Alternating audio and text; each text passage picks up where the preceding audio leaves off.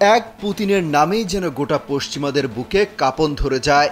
Ukraine যুদ্ধকে কেন্দ্র করে এটি হাড়ে হাড়ে টের পেয়েছে ইউরোপ আমেরিকা। এই পুতিন যেন আরও শক্তিশালী হয়ে উঠলেন নতুন ক্ষেপণাস্ত্র হাতে পেয়ে। বিশ্বের এমন কোনো অস্ত্র নেই যা পুতিনের বহরে নেই। এবার KH-101 নামের একটি দূরপাল্লার ক্রুজ ক্ষেপণাস্ত্রকে আধুনিকায়ন করেছে ভ্লাদিমির পুতিনের দেশ রাশিয়া। এতদিন এই ক্ষেপণাস্ত্রে একটি ওয়ারহেড থাকলেও এখন থেকে দুটি থাকবে, ফলে এই অস্ত্রের ধ্বংস ক্ষমতা আরও বেড়েছে। এখন থেকে যুদ্ধক্ষেত্রে শত্রু ঘাঁটি ও সেনাদের উপর ভয়ঙ্কর ও কার্যকরভাবে আঘাত হানতে পারবে পুতিন বাহিনী।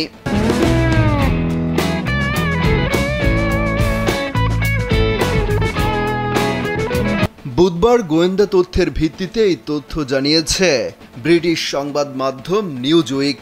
ব্রিটিশ প্রতিরক্ষা মন্ত্রণালয় জানিয়েছে, রাশিয়া তাদের প্রধান দূরপাল্লার ক্ষেপণাস্ত্রের ধ্বংস ক্ষমতা আরও বাড়িয়েছে।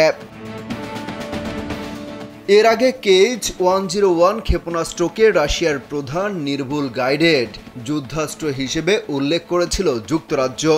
এই ক্ষেপণাস্ত্রগুলো 4000 কিলোমিটার পাড়ি দিয়ে শত্রুর শিবিরের লক্ষ্যবস্তুতে নিখুঁতভাবে আঘাত হানতে পারে। এই সুযোগ কাজে লাগিয়ে পুরো ইউক্রেন যুদ্ধে কিয়েভের জ্বালানি অবকাঠামোতে বড় আকারের হামলা চালাতে এসব ক্ষেপণাস্ত্র ব্যবহার করেছে পুতিন বাহিনী। এছাড়া কিছুটা নিচু দিয়ে যাওয়ায় এসব ক্ষেপণাস্ত্র সহজে শত্রু দেশের আকাশ প্রতিরক্ষা ব্যবস্থাকে ফাঁকি দিতে পারে।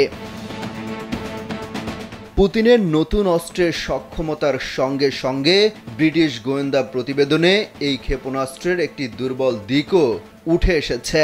যুক্তরাজ্যের গোয়েন্দা বিশ্লেষণে দাবি করা হয়েছে, আধুনিকায়ন করায় KH-101 ক্ষেপণাস্ত্রের আঘাত হানার পরিসীমা অর্ধেকে নেমে গেছে।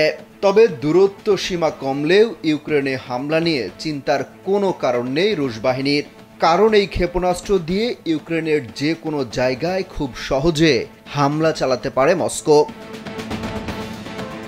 এ নিয়ে অবশ্য এখন পর্যন্ত মুখ খোলেনি রাশিয়া। এর আগে গেল বছর পরমাণু হামলার হুঁশিয়ারি দেন রুশ প্রেসিডেন্ট ভ্লাদিমির পুতিন। সেই সময় তিনি বলেন, ন্যাটো যদি ইউক্রেনকে কোনো সামরিক সহায়তা দিয়ে থাকে তাহলে চালানো হবে পরমাণু হামলা। শুধু হুমকি নয়, প্রকাশ্যে নিয়ে আসেন বেশ কিছু পরমাণু ক্ষেপণাস্ত্র। অমিত হাসান রবিন, কালবেলা।